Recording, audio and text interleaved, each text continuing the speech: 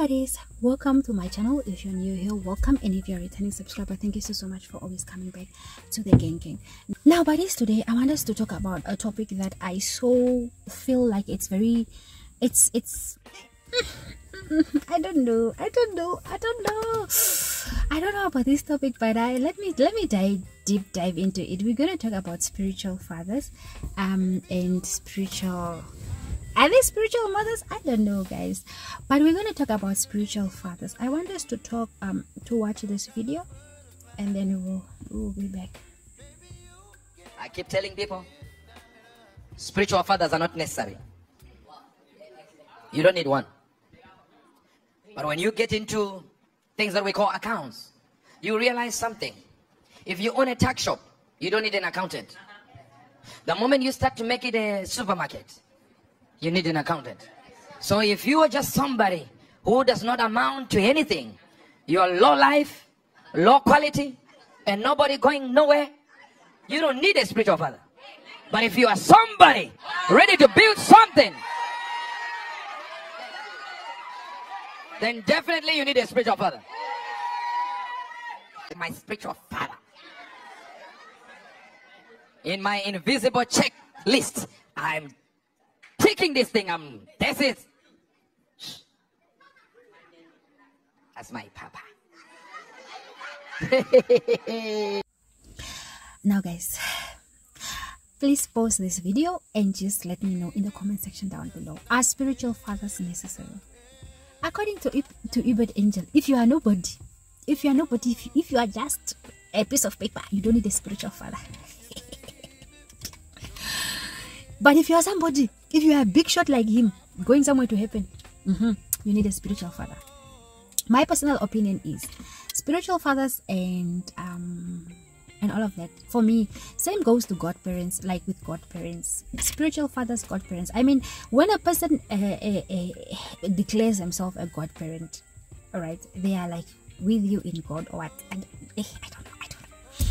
But when it comes to spiritual fathers, that is the one that is mostly widely spread to say that, yeah, my spiritual father is who. And have you ever noticed that these people really choose spiritual fathers that are they in the charlatan world? Those ones that are there in the charlatan world, they are the ones with spiritual fathers. How come? How is that? Is it employed to teach each other how to scam people better? Guys, man, no. Biblically speaking, I have not seen an account where there was a spiritual father. Did Abraham have a spiritual father? Did Noah have a spiritual father? Did Jacob have a spiritual father? And guys, did Daniel have a spiritual father? Maybe. Did Jesus have a spiritual father? I don't know. Where are you learning all of these things from? And now people are gonna come for me and they're gonna say, hey, you don't know what. For me, once and for all, I think in my personal experience, I had a godmother who didn't serve any purpose in my life. And that was only because when I was baptized, so to say, this person was standing behind my parents. That's all. So what good is it for a child to have a godparent if that godparent is not in their lives? There is no... Look, the only contact I believe that the children have, the responsibility, spiritual responsibility, the only spiritual responsibility children should have is from their own parents.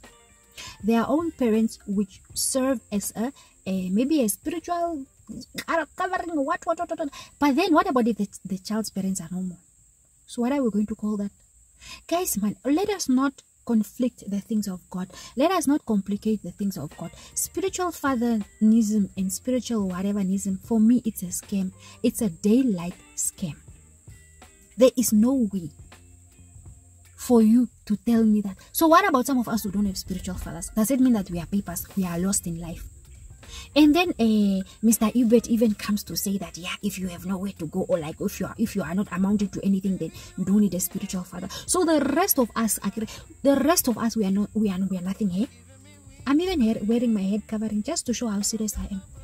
But also in terms of head covering and things like that, it's some of these beliefs that people have that no, if you cover your head, you are more holy and blah, blah, blah. So that is the same concept. People believe or think that if you have a spiritual father, then you are heavily defended.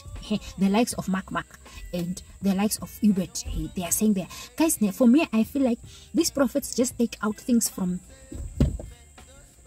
I don't know, from their car seats, from behind their windows. They just take out things and say, this, I'm going to make it as a topic in my church. I'm going to say people should do this, people should do this, people should do that. And nowhere really in the Bible does it say that we should have spiritual fathers, godparents, and all of those things. So what happens now if